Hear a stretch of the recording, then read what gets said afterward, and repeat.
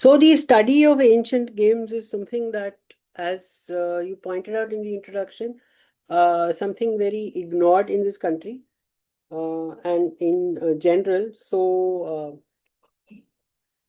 I actually had to coin a new name for it. So I called it archaeopaisologia, which comes from archaeo, the Greek word for ancient, paizo for board games, and logia for study. Okay, I hope it catches on, but we'll see about that. What I find so this will be divided into four parts. We'll look at anthropology of games, which is a sort of a little more modern study of games and how people behave around them.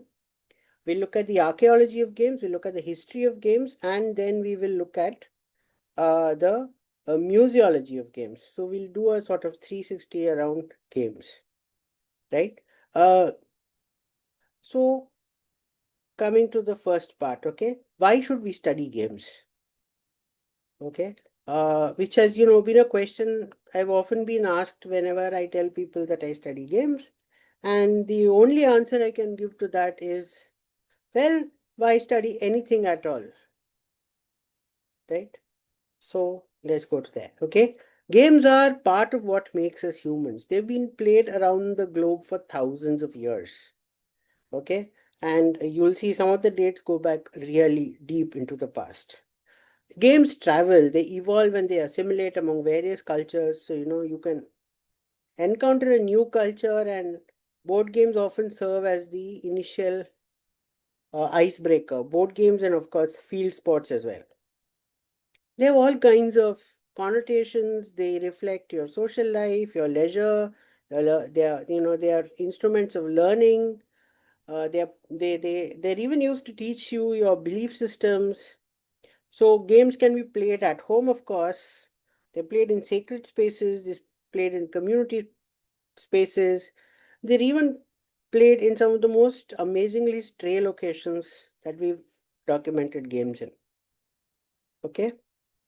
And the heritage includes two parts. One is the very tangible heritage, that is of the things that you use to play games with. That's the boards, the pieces, games that require dice. And of course, there is a lot of intangible heritage around games as well, because there are the rules, there are the traditions, there are, various cultural aspects, etc., etc. So we'll look at all of these in a bit. Okay. Games are humanity. Okay. And let me tell you why. Play is a marker of all social animals. Okay. For example, all mammals are known to play, right? We've seen puppies playing, we see dolphins play, we see, even dangerous animals like lions and tigers play among themselves.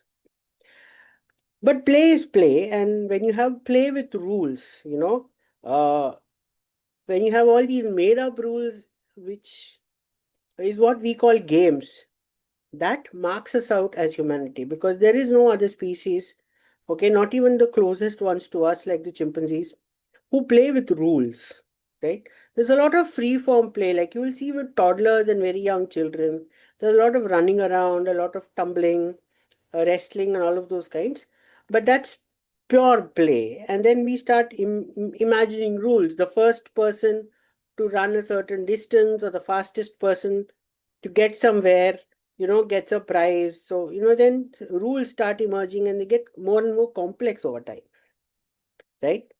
So, games are, in many cultures, games offer you an escape from the mundane world, right? They're almost alchemical, as a colleague of mine describes them.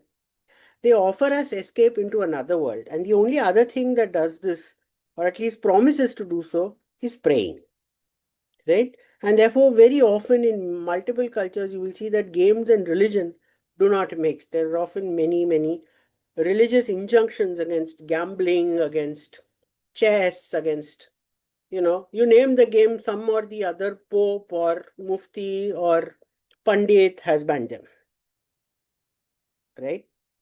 They're also very directly proportional to the kind of leisure time a society has and the kind of imagination a society has.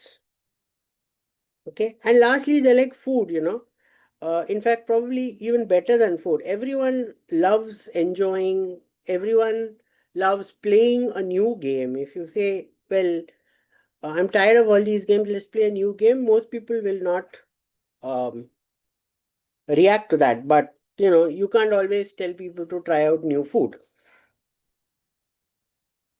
Now, this comes from, again, philosophical attitudes to play, and this is where I've had help from my sister, who's a play therapist. Okay, so according to the ancient Greeks, who probably described the first philosophical thought process around games, play represents three things. One is agon or conflict, right? That's why when you're in some kind of conflict with somebody, you kind of tell them, don't play games with me. The other thing that the Greeks noticed is that games are mimesis. They are basically trying to replicate the real world in a much smaller thing for children to learn things, for us to sort of, mimic the things. For example, Monopoly, right? Perfect case of mimesis. And they, of course, they represent chaos, right? Which is understanding the nature of order and disorder in nature. Because in a game also, you're basically taking a starting point which has a sense of order to it. Then a game goes through a period of disorder when you don't know who's winning, who's losing, who's going to make which next move. And then you finally end with order again, where, one person is the winner, the other person is the loser, or you've come to a draw, or things like that, right? Now, when it comes to the relationship between games and religions, as I said, they're often usually counter uh, clashing. Children are often seen by many religions as sinful and unruly, and that, it's the role of the religion to basically discipline them, indoctrinate them in the right way, the right path, and bring them up to sort of ready for salvation. And therefore, anything that is playful or anything like a game means that that's just idling your time away. You're not focusing on your prayers, you're not focusing on your self discipline, which means that adults must supervise this thing. On the other hand, a lot of psychologists have also stepped into this thing. They have seen as to why animals, including us, play at all. And one idea is that they are meant for adaptive purposes. So, through the game, we internalize a lot of external knowledge. We build our social networks. We know who's dominant, who's submissive, and things like that. So, games help us do all of that. So, yeah. Then games are, of course, our heritage. I'm very happy to share this. This was sent to me just yesterday by my friend H.S. Dharmendra. And this is part of a recent study I'm doing, which is I've been collecting snake and ladder games from all over the country and then mapping them as to what kind of religious ideas are treated in this, because this game originates as a game of morality and iconography and various other value systems, and the snakes and ladders represent various papa, punya, etc. So I this is part of my ongoing study, but this is what I want to use this to tie back into our heritage, right? Our long heritage of our gods and goddesses and temples and various kinds of mythological stories and all of that. These games, this particular game of snake and ladders, helps bring about that. Okay, but in every community, games are part of their intangible heritage. It doesn't matter what kind of community. It can be an urbanized community like us that plays, say, Monopoly or Scotland Yard. It can be an agricultural community that often plays games in the fields when minding sheep, for example, is how you have games like Tiger and Goat invented, or there are games played among the hunter-gatherer communities. So every known human society has some kind of games, which is why I say games form a very intrinsic part of what makes us human. Not just play, but games. They're also a part of our tangible heritage. In fact, if you see the kind of materials people use in play, you'll get a lot of understanding, say, about that area's climate, botany, zoology, what kind of seeds, shells, nuts, stones, wood, chalk, etc. that they use. Right? Like, for example, cowries are a very big part of gameplay all over South Asia and Southeast Asia. Not so much in Europe, right, where they prefer to use dice. So those things give you cultural angles into how people even deal with such mathematical concepts as probability.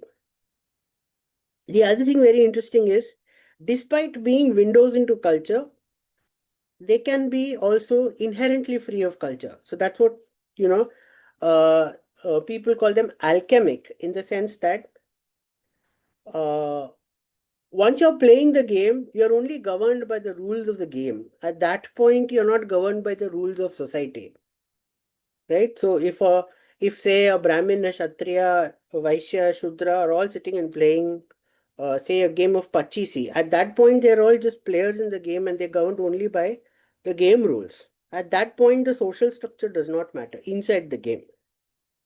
In fact, if you try to bring it into the game, then you will actually be accused of not playing fair or cheating or whatever. So, it's completely otherworldly in a very interesting way.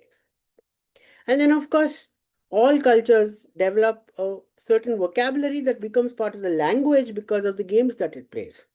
So, so you had languages like Urdu or Persian, where, you have words like Shahmat, or in English, you have, coming from the game of snakes and ladders, you have back to square one, okay?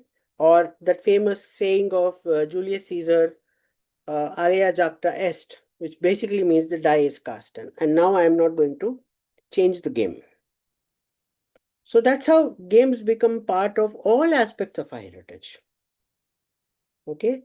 They're also an enormous part of our soft power, right? They're very powerful memes in the sense that they can cross all kinds of barriers. Class no bar, caste no bar, geography no bar, history no bar, religion no bar, language no bar, right? So they can actually travel independent of trade flows or political conquest. The funny thing about games is this, with language, for example, the conqueror almost imposes his language upon the conquered. With games, however, both the conqueror and the conquered play both people's games. And I'll show you an interesting example a little later on. Okay, so now soft power itself comes by two means. One is called bridging and one is called bonding. Bridging is when there is a bridge between cultures, between two groups. So I think one of the best examples is cricket, right? The Indians and the English and the West Indies and South Africa, we share very, very little culturally otherwise, but we are all united by cricket, right? And in the same way, games also bond us, right? The moment India is playing Pakistan, we forget all our internal differences, right? We stop having problems with, say, Marathi, Gujarati, Tamil, Kannada, Bengali, Assamese, right? North Indian, South Indian, whatever. We forget all our caste differences. Everything at that point of, we are united as a country, completely bonded in fighting Pakistan, right? So that is how games express their soft power. Okay. They also mirror social strata, even though I said that they, they transcend strata, but you can see, look at the tangible part of it, and you can figure out how they deal with social strata. So, for example, on the left side, you have the game of chopper, which is, a silk board with beautiful wooden pieces and wooden dice. Okay. So that clearly shows that somebody has put some expense into crafting this board. So that's a very elite game.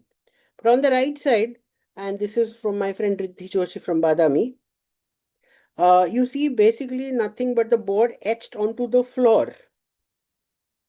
Okay, so this is a beautiful game. It is known by different names in different parts of the country. It is called Kattamaliyattu in Tamil, Archaeology in Marathi, Ahmedabad in Gujarat, and various other names in different parts of the country.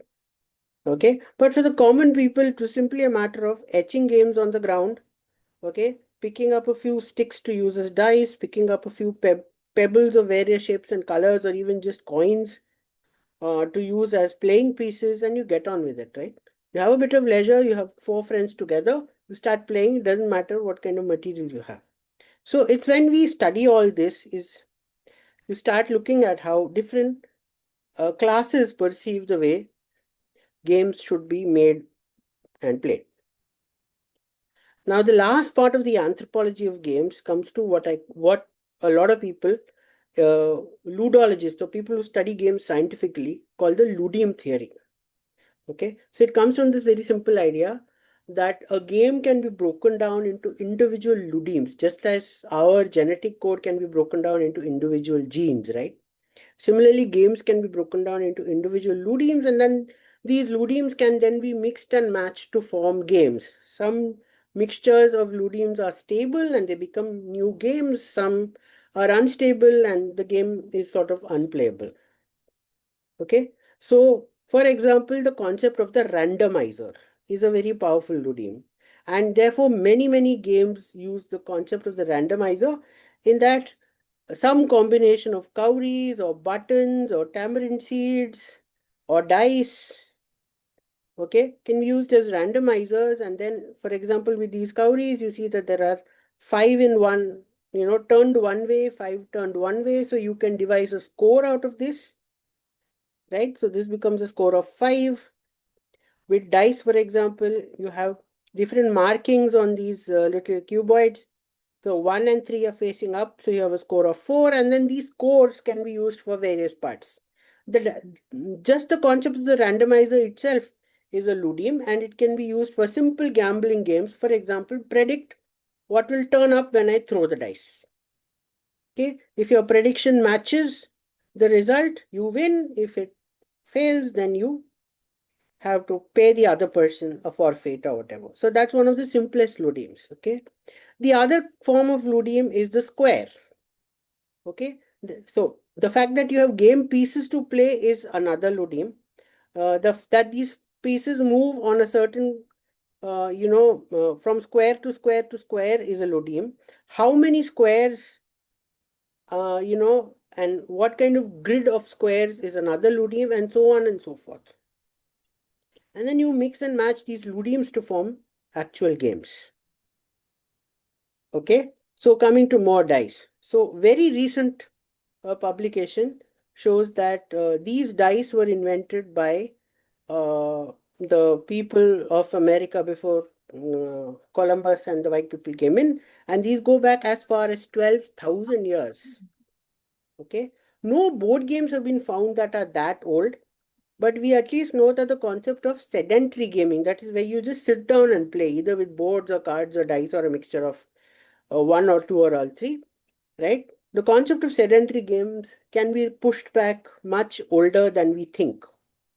So these seem to be Native American dice. We know that knuckle bones of sheep and other animals have been used as dice in the old world for a very long time.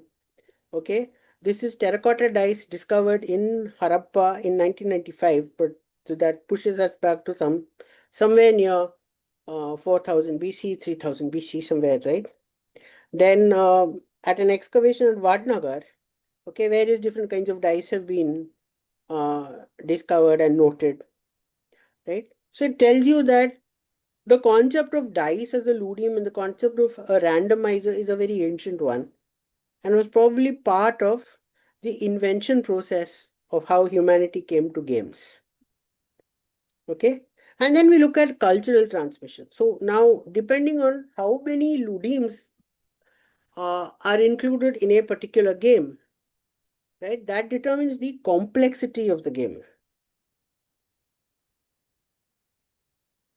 Okay, so the more complex a cultural trait, the lower the rate of innovation and greater the fidelity. So if you see chess, for example, it's a very complex game, right?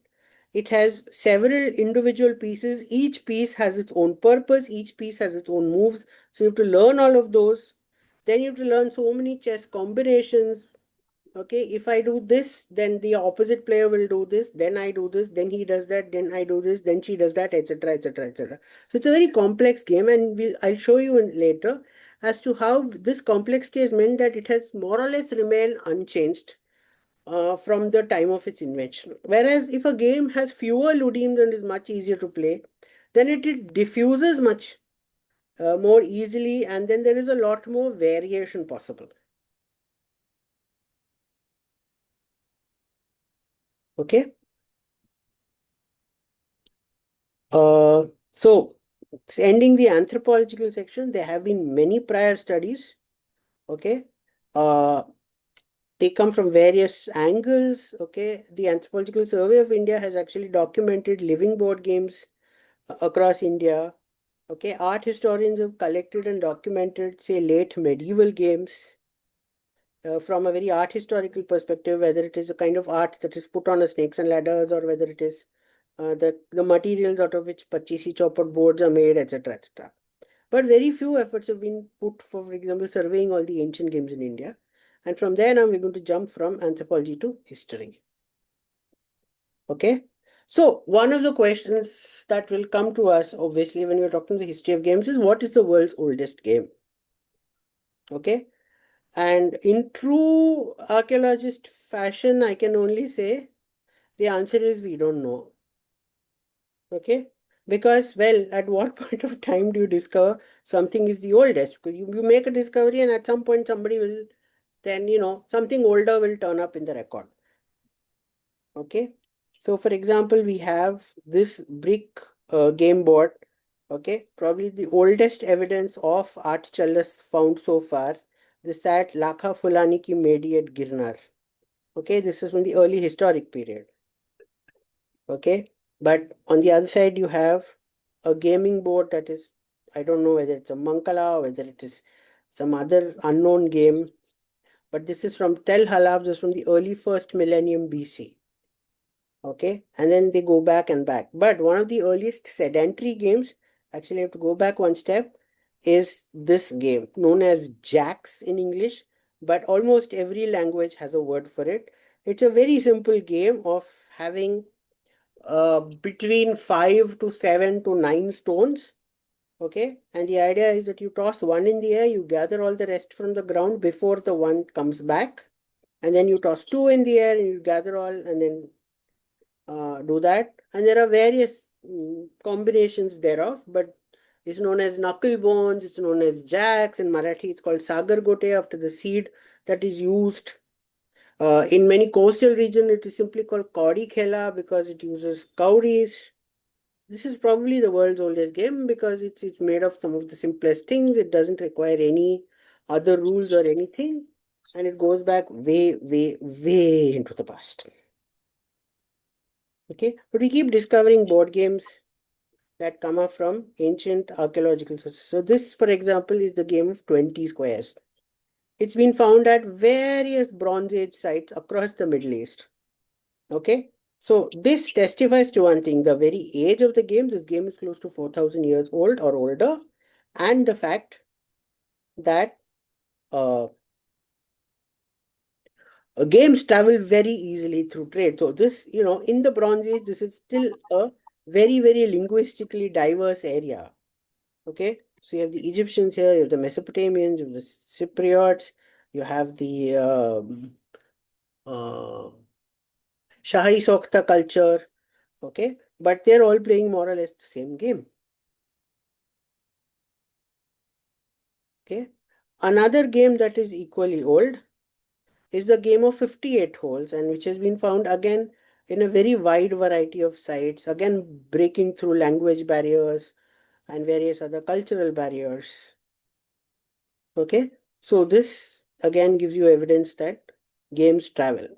Okay, uh, another story that I found very fascinating, okay, uh, is the game. So this is known as, originally it was called the Royal Game of Ur because this very fancy board was found in the royal cemetery at Ur. It was buried with queen or a princess. The whole set was there. There were dice, there were playing pieces. This is made of wood and then inlaid with lapis lazuli and ivory and things like that. So it's a very, very fanciful board.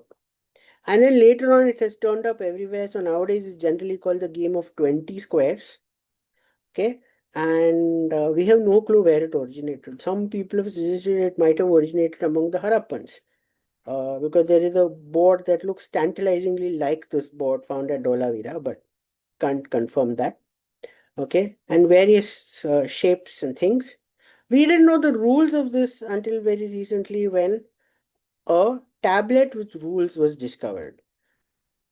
Okay, so after the great complaint tablet of Nani about Yanasir and his poor quality copper. This is one of the most famous cuneiform tablets which lists down the rules of the game of Ur. And this was rediscovered by the museologist and archaeologist Irving Finkel. What is most interesting is the way he managed to decipher this. Of course, he is an expert in cuneiform. Okay, so he saw the tablet and he read through it painstakingly and got the rules in place. Okay, he's also Jewish, and he's one day leafing through a Jewish magazine and he discovers that a game identical or nearly identical to this game called Asha was being played among the Cochin Jews of India. Okay, so millennia after it seems to have just vanished from the Middle East, okay, he suddenly discovered that there is a living tradition among the Cochin Jews of India, a game called Asha.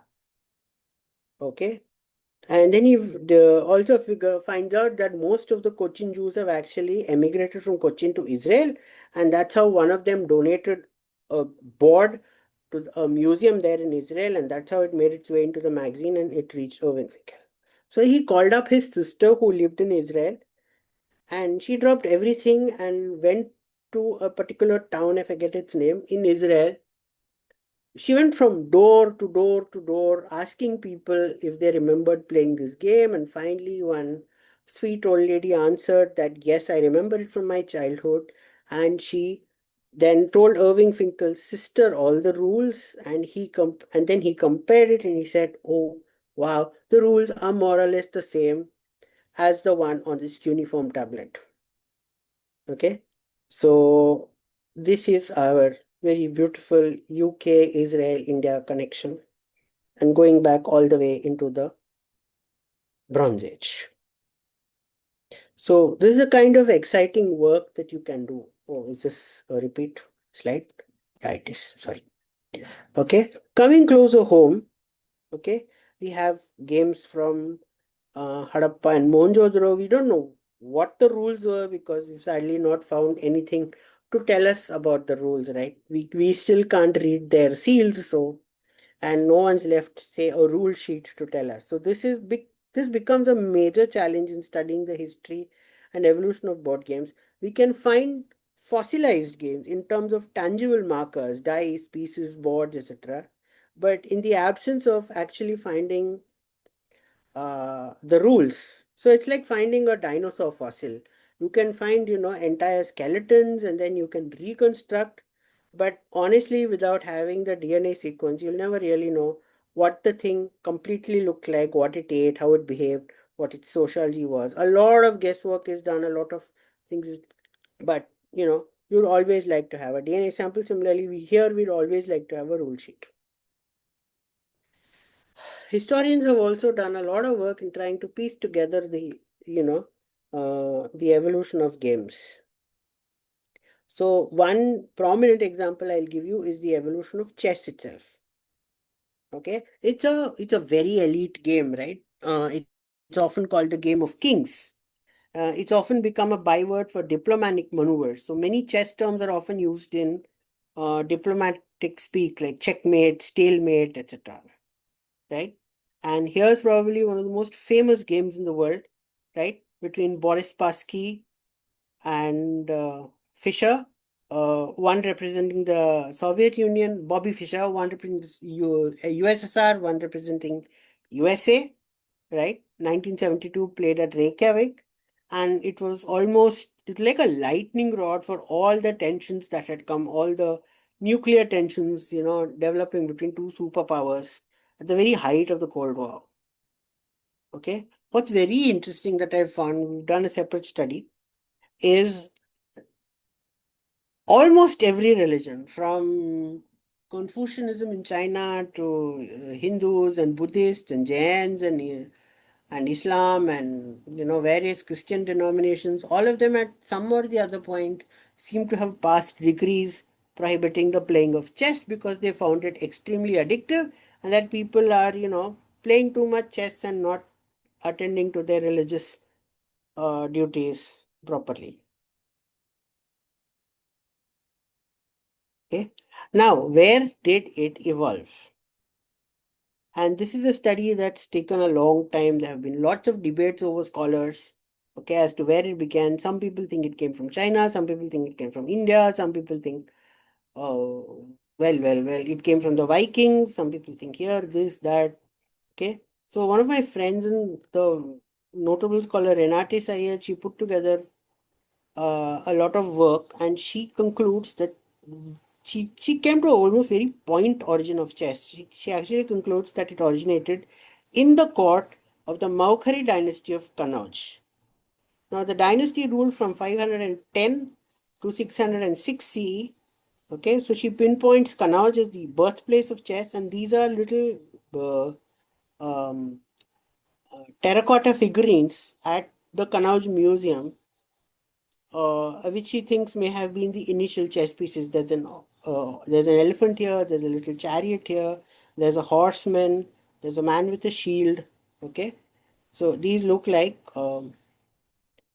chess pieces. They're really very small. They're about 2 inches in height at max. I've seen them personally, and in the Q&A I can actually tell you the story of what we did there. Okay. And then using various literary sources of the Harsha Charita and others. So chess is based on basically, so in the Indian word for chess is Chaturanga, which in older sources like in the Ramayana literally means the four arms of the ancient Indian army, which is cavalry or horses, infantry, which is men on foot, chariots, and elephants. So Chatur Anga, that became synonym for an army, and then that lent its name to the game that was based on it. Now, why this game was invented, again, we don't know. And although she seems to suggest a point origin, then there may be earlier ludims that led to it, right? It's a very complicated set of ludims.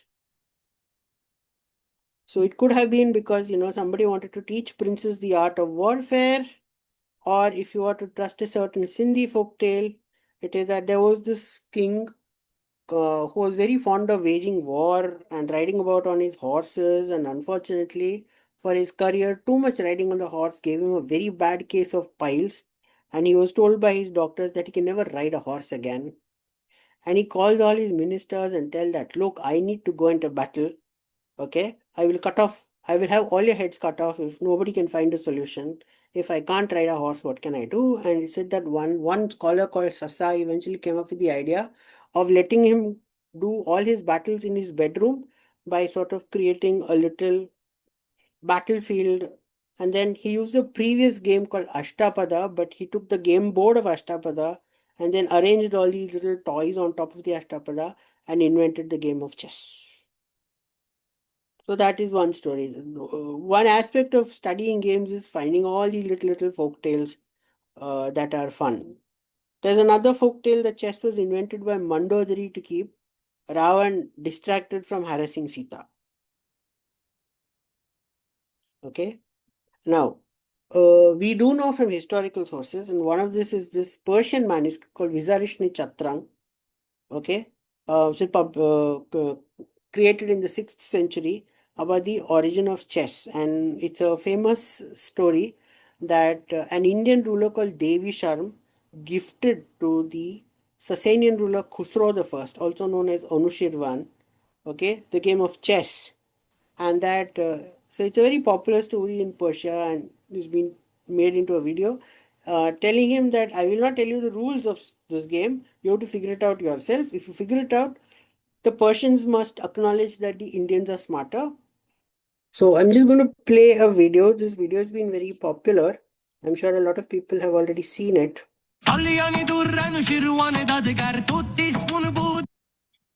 با انجمن یه های گروه از هند اومدن با فیل و بازی شطرنج اومدن گفتن مای بازی کرداهه بازی خیلی نازی کرداهه اگه راه این بازی رو کشفش کنید هوش و خردتون رو خرجش کنید جایزه میدیم آره جایزه ناب اگه نشد بدید جایزه به ما یه همارا همارا انوشیروان گفت وزیر جانم بزرگ مهر با خرد جانم کشفش کن بازی رو اگه میشه اگر نه جنبی و زاخیت میشه بدو بدو بدو بدو بدو بدو بدو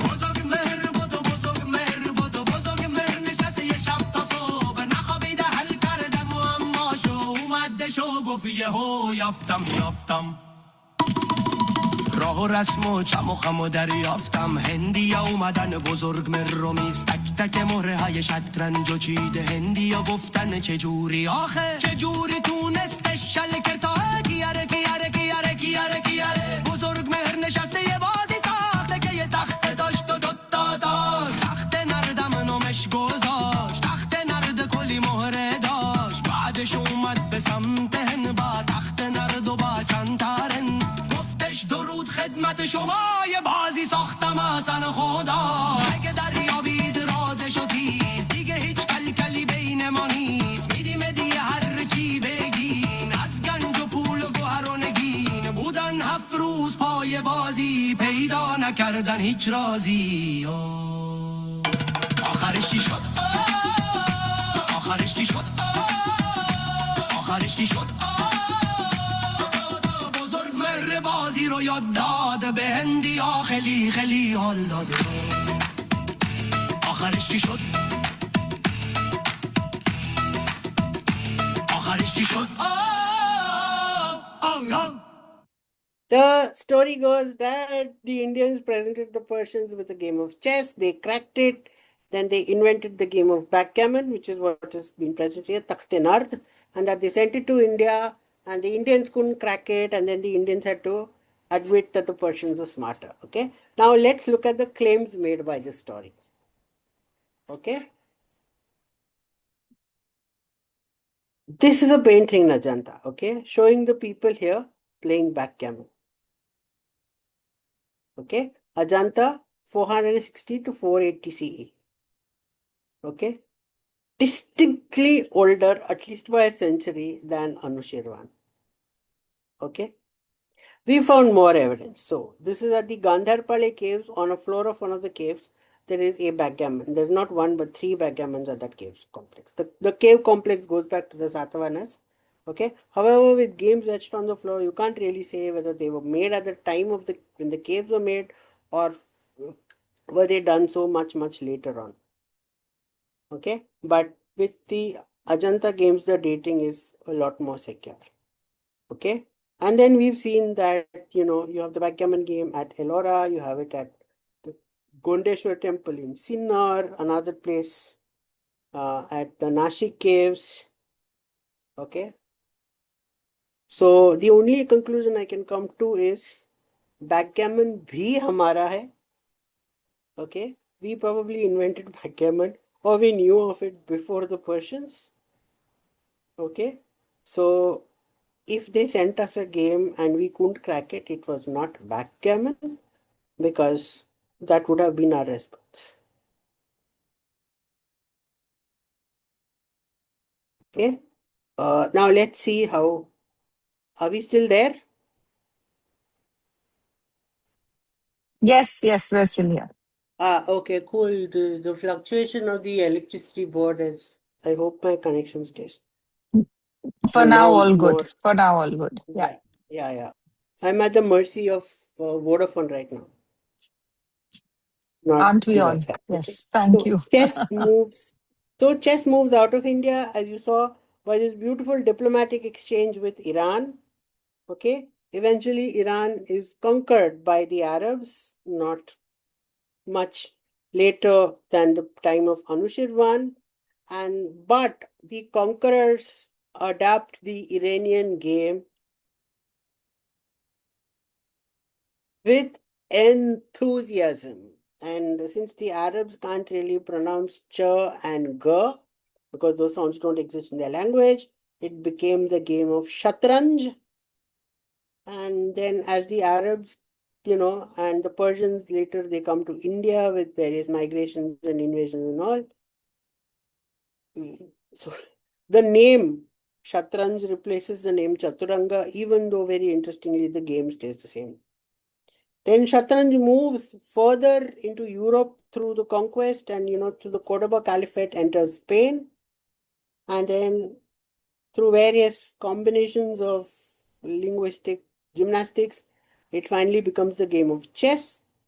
And then there are some rule changes here and there by the Europeans, by which it becomes a modern game, like having a checkered board instead of a very plain board and all that. On the other side, chess also moves into Southeast Asia with Indian traders. Okay, so it is also played in countries like Myanmar, Thailand, Cambodia, etc. And then from there it moves into China. But here, the Chinese make a very important change to the game. Okay, by the time chess reaches China, and it is still disputed by a few scholars as to whether Chaturanga is a derivative of the Chinese game Shangqi or vice versa. Most scholars generally agree that it came from India. But in China, they have very little use for elephants, war elephants. So the elephant becomes a sort of minor piece, and instead the Chinese invent the piece known as the cannon because they are already using gunpowder weapons at that point of time. So that's how you have the Chinese game of Shangqi. There are also a few other rules. So one story again, there's a lot of stories that come as part of the history and anthropology of games. One of the stories said is that the emperor of China heard of this game where there are two armies fighting each other and that each army had a king. Now, in China, there is no concept of there being more than one king at any given point of time. And the fact that the king can be captured or even killed on the game board. Okay, so apparently the guys who were playing Indian chess were rounded up and beheaded. And therefore, in Chinese chess, the concept of the king disappeared altogether. So both armies of the Chinese chess game are only headed by generals. Okay, and then various other things. And then from China, the game reaches Korea and then to Japan, where it becomes the modern game of shogi. And so this is an interesting story of the spread of chess. But it's not the only game that has spread that way. Another game is Pachisi. Okay, this is probably considered one of India's most popular games, right? Uh, it's a very aggravating game. I don't think there's anyone who's not been irritated by this game, right? Well, the earliest literary source that we know for Pachisi is the Skanda Purana of the 8th century. Okay, and the story goes that Shiva invented the game and taught it to Parvati, and she learned the game and beat him promptly at it. And then he got very upset and went off somewhere to sulk. And because he was sulking, the cosmic balance was disturbed. And then his son Ganpati came and asked him what is going on. No, his son Skanda came and asked him what is going on, and he tells him the thing. And then Skanda tells Shiva, "You teach to me." And then he learns it and goes and challenges his mother and defeats his mother. Now his mother is sulking, and again the cosmic balance of the world is upset. So her other son turns up, Ganesha, and he learns the game from his mother. And he goes and challenges Kanda and Shiva, and then beats both of them at it. And and then finally the sage Narada has to intervene and tell them that you are just going to destroy the universe because your family can't get along playing this game. So they all finally make peace. So this is the first time this game seems to have irritated a lot of people, and certainly is not the last time. But that's our legends, right? We've seen Pachisi boards etched on the floors of the Ellora caves or the Nashik caves, okay? But as I said, the date of the caves does not have to match the date of the boards. The boards may have come much, much later from travelers who sort of etched them on the caves long after the monks had gone away from these places.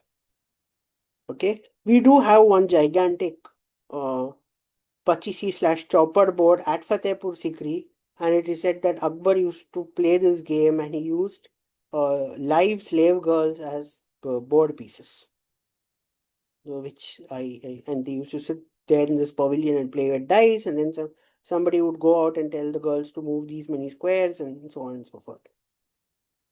Okay, again, not a historically verifiable story. But again, Pachisi has its spread. Okay, goes out from India, reaches the Middle East where it's very popular and where it has now become the game of Burgess. From there, it reaches Spain where then it becomes the game of Parchis. From there, it reaches the colonial territories and is Parques in Colombia. And the Spanish game has also been adapted in the USA as the commercial game Parchisi. And much, much later in the colonial period, the British take the game from us. Okay, it reaches the UK and becomes the game of Ludo, a much simplified, much faster version of the game, and then it has come back, and today the British Ludo has basically upstaged our native Pachisi. Okay, and then the British Navy has its own version of Pachisi, of Ludo called Uckers, which at one point of time was actually banned because the game was accompanied by gambling, and scalers could lose their whole pay gambling on this game and all that. And then there are various again ways of it has gone back and forth among cultures. Okay, and it has evolved. Every culture has its own rules, and they all often gamble that we ours are the original rules, yours are a modification, falana, dimkana. Okay, and then there are some games that look like Pachisi but probably not related to Pachisi, but probably invented all by themselves. So one may or may not be the game of Youth, which is played in Korea, looks like Pachisi, but we have no clue whether it is directly descended or was invented independently. One that we know very certainly was independently invented was the game of Patoli from Mexico, pre-Columbian Mexico, and we have no way of figuring out whether India had any contact with pre-Columbian Mexico. Probably didn't. So, give them the credit of inventing it on their own.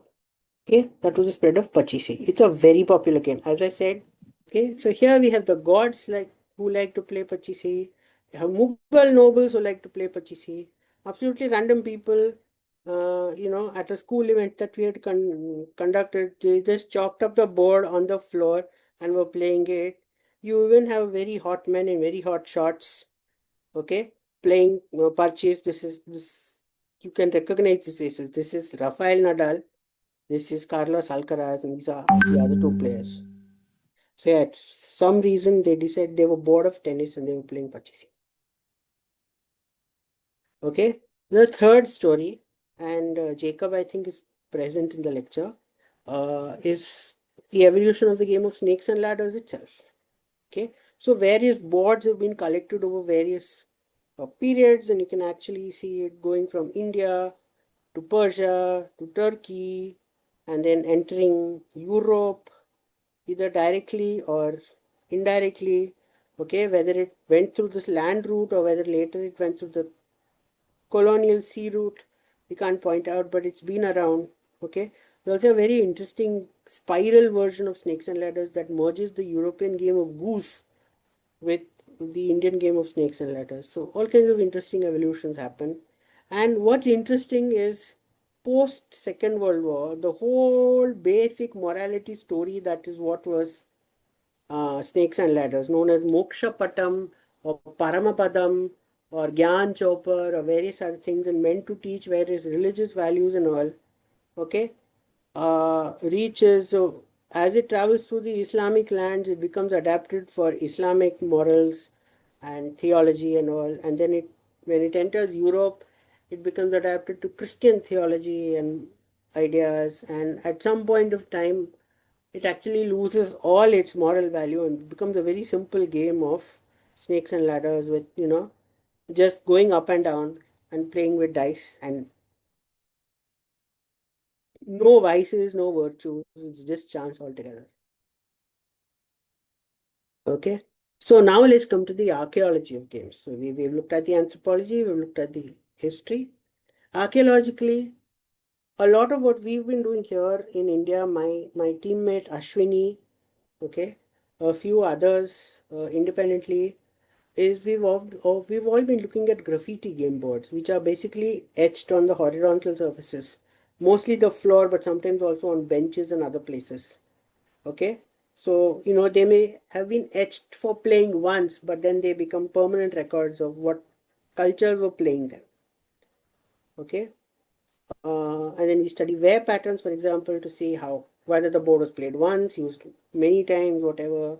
We look at material remains. Okay, compare them with ethnographic traditions. We look at literary evidence. Okay, what the literature of a particular place tells us about things, and so on and so forth. So for example, there's a poem from the period of Vijayanagar where a lady is admonishing her son that you should you know not play dice games because those are only played by layabouts and gamblers, but you should play chess because that is played by the kings. And then there is an inscription in a village in Andhra where the emperor Krishnadevaraya is said to have donated an entire village to his official chess player, because this chess player was A, good at chess, and B, not afraid of beating the king at chess. And the king appreciated that a lot.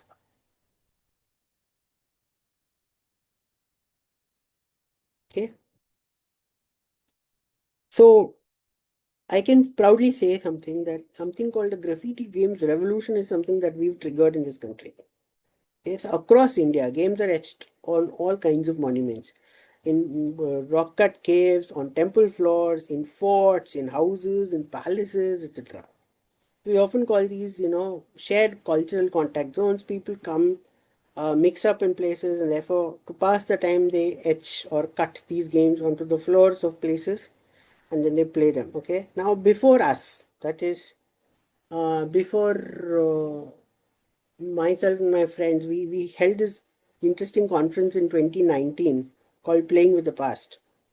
So before that was done, very few people were looking at graffiti games. Okay, but I must give note to those who came before me, and those were, for example, H.S. Dharmendra, Dilip Gowda, and R.G. Singh, who are the Ramson's trio from Mysore, Karnataka.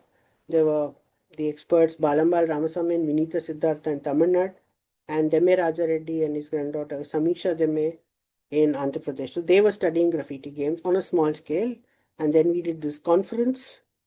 Okay, and it's almost become like GSLV. Okay, now everybody documents games, especially from the floors, from whatever game boards they can find.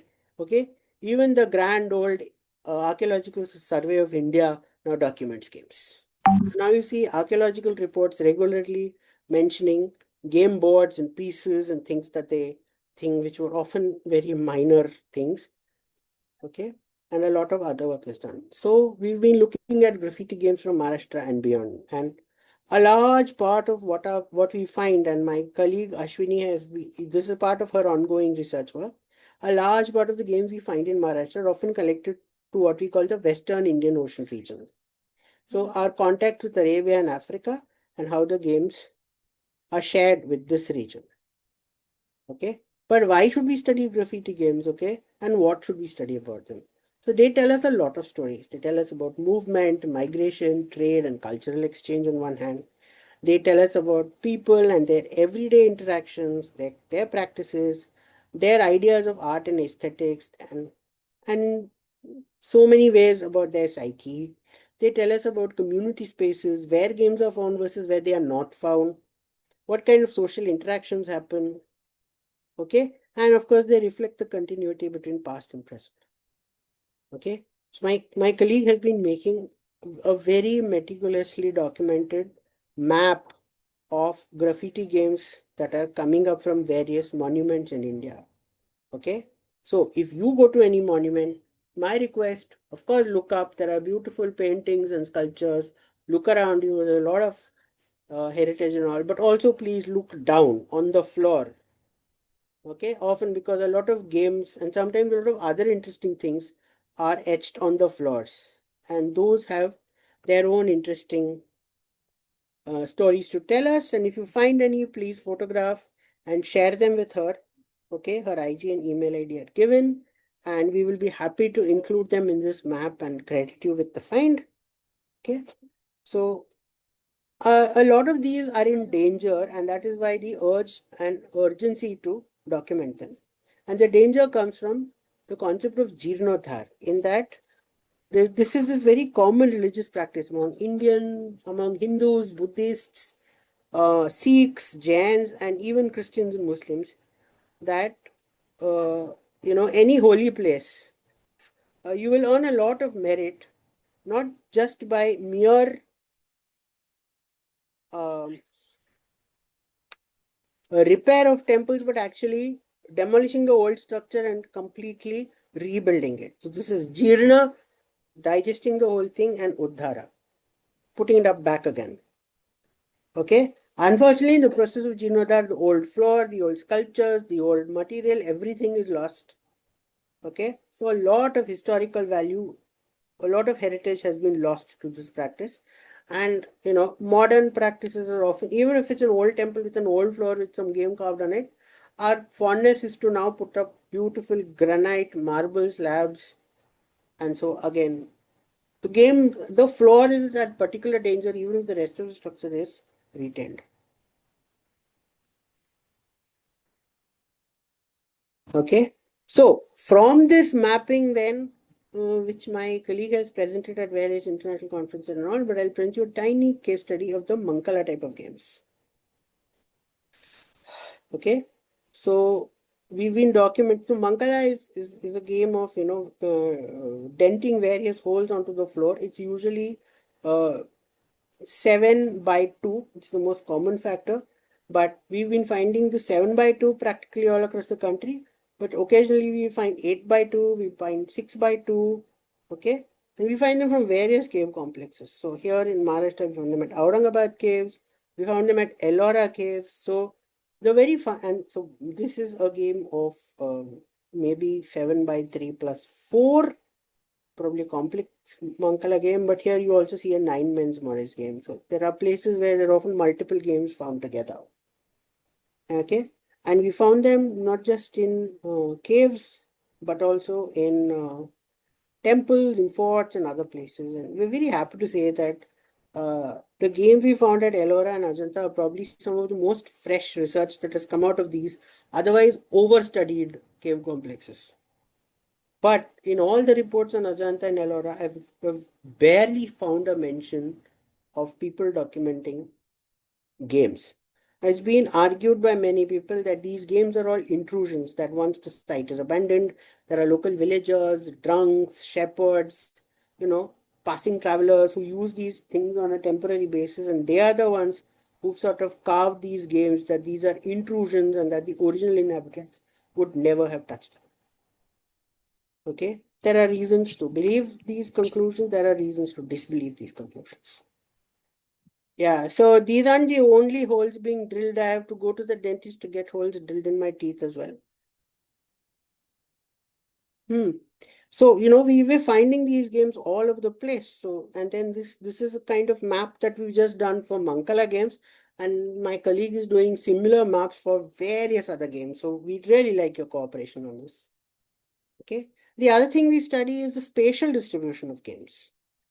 Okay. So for example, this is Aurangabad caves, and games are all found in, at a certain place, mostly here in the antechamber, none in the shrine. And this is at the Daityasudan temple in Lonar, okay, where she's found games at the threshold but not deep inside the shrine.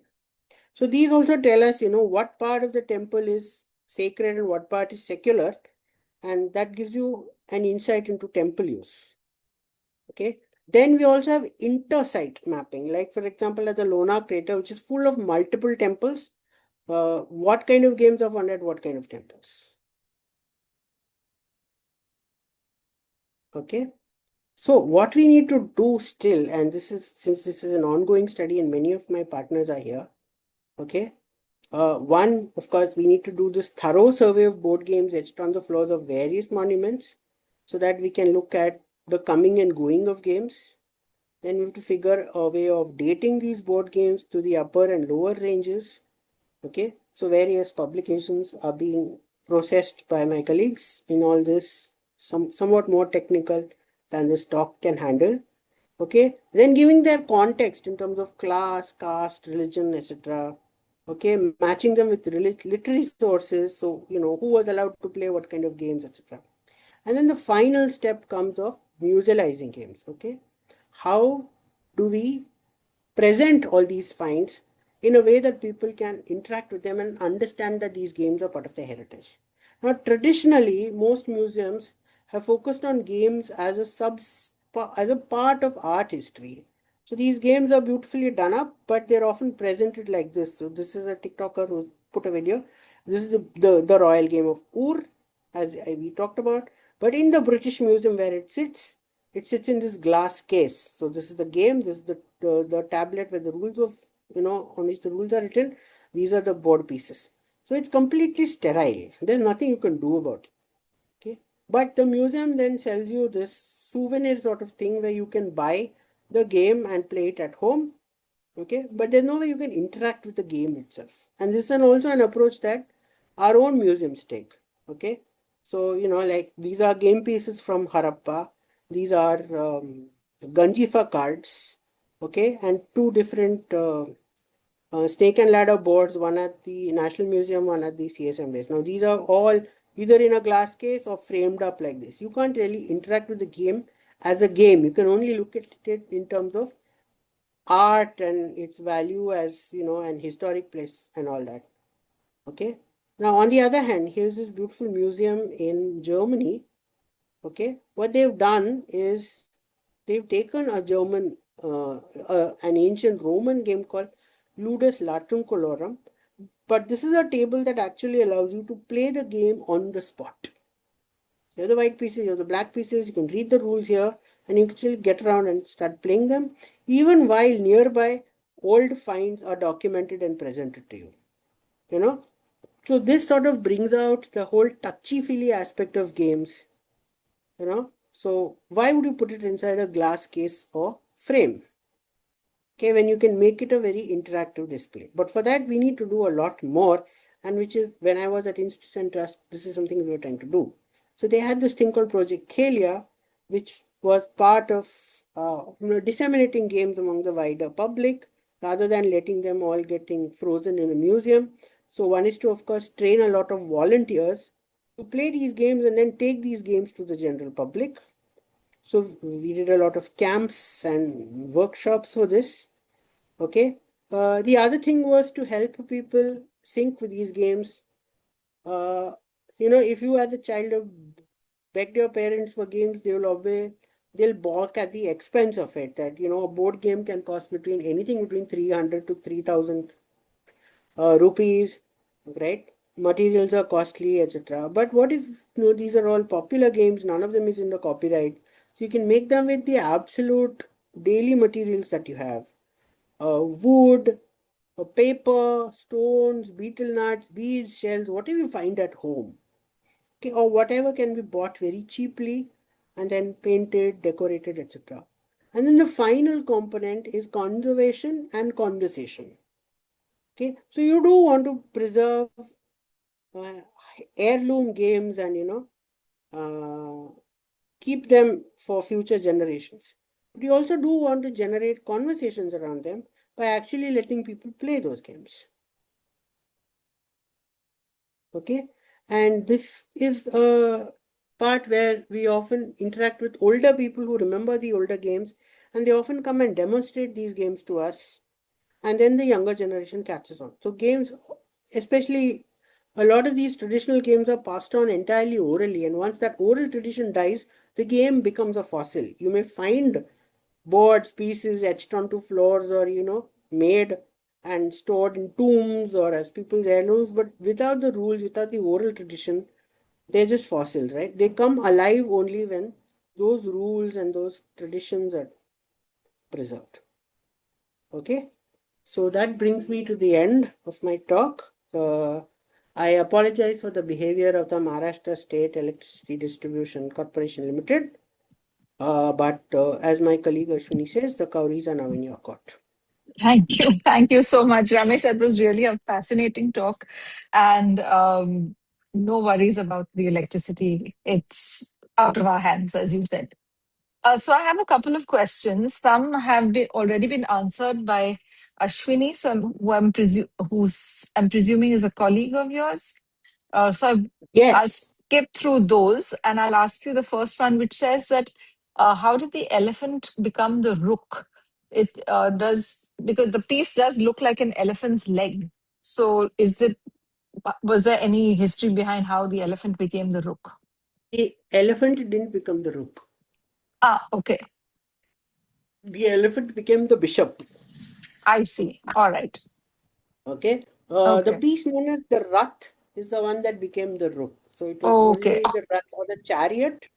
And Okay. because chariots can only move in straight lines, that piece only moves in straight lines. Understood. Understood. Okay. And then Rath became rook in Persia, and then that word has generally stayed. Okay. I The see. elephant, what we call the, but And then as the game has come back to us, for some reason the rook has become the elephant. Okay. And the elephant was origin, which then went to Persia and then became the camel there, and then it went to Europe and it became the bishop there. Mm-hmm. And then now it has come back to us as the camel. I see. Okay. Okay, thank you. I have another question. So, did the Viking game of, I really don't know how to pronounce this, Hnefatafl, Knaftel, or some, evolve from chess? Uh, Nefat. no, Yeah. Nefertafel, also known Okay, as Nefatafl. Okay, I got that completely Nefertafel, wrong. also known as Viking chess, is not chess. It's the rules are totally different. The aims and objectives are totally different. So the reason it's so Nefertafel has two armies, and one is an army of rebels and one is an army of the king. And the idea is that the king has to escape from the rebels. And there are rules of capture that are nothing like rules of chess, Okay, and the moves are totally different. Two cultures can invent two similar looking games completely independent of each other. that's fair. Yeah. Okay, there's a slightly different question saying, how do we know that the graffiti games are ancient ones and not just some graffiti that modern humans have done? So basically, how do we know about the age of those etchings? Like, how do we know those are games and not just something somebody has scribbled So on? while it's very hard to figure their exact age, Hmm. what we do know that they're not modern because many of these graffiti games are no longer played by modern human beings. Right. Okay. So, two common examples, we find a lot of graffiti backgammons across Maharashtra, Hmm. many monuments in Maharashtra, especially like in Nashik, Pandavleni, and Gandharpale and other places. No one Right. today plays backgammon in India. Okay, Okay. barring a few sort of clubs and all, it is not a popular game at all. Most people don't know it. The other thing is Mankala. The Mankala games are popular in South India even today, but no one, as far as we know, this game is not a part of modern Maharashtrian culture. Mhm. So we are very clear that these were certainly not made by modern people. Okay. But were they made at the time of the making of the monument? We can't say. Right. It could be etched in later. Yeah. Okay. Understood. Okay. How about tic-tac-toe, the X's and the O's for the oldest game? Was that something that is a contender for oldest game? Might be, okay, like the questioner has said, zero culture, maximum diffusion. Yeah. Very possible, but it's a pen and paper game. It can be, quickly played in the sand, erased, and people move on. Right. Which means that it will barely survive. Mm. But we do know that a version of tic tac toe, which is Nine Men's Morris, is a very ancient game. It's been found carved into the floors of Egyptian temples and all of that. Okay. Do know that the game is very ancient. Okay. And the last one is, why was Ganjifa not covered today? Is it modern? No, I think you did cover it, right? At the end, where I spoke about Yes. the museum pieces, Yes. but Yes. if I was to talk about everything, Yeah. I'll keep you here through Saturday, Sunday, Monday. Okay, so we might need a follow-up talk to this one then. Okay, last question because we do have to stop. Is that could you just share the name of the contact that you said the Instagram handle that I'll do that. if you could just put it up on the screen and everyone can just take down those details? I'll do that. Here you go. Yeah. So whoever would like these details, can you just please write them down? We'll just leave that slide up for a second. But I'll in the also do one. meantime, I would like to thank you, Ramesh, for a really fantastic and such an interesting talk. And like you said, there must be a lot more that we need to discuss and chat about. So maybe we'll do a follow-up talk sometime in the future. But thank you, Thank you. everybody, again for spending your Saturday evening with us. And we hope to see you next week as well. But for now, we'd like to thank Ramesh again once on Khaki's behalf for taking the time out to spend with us.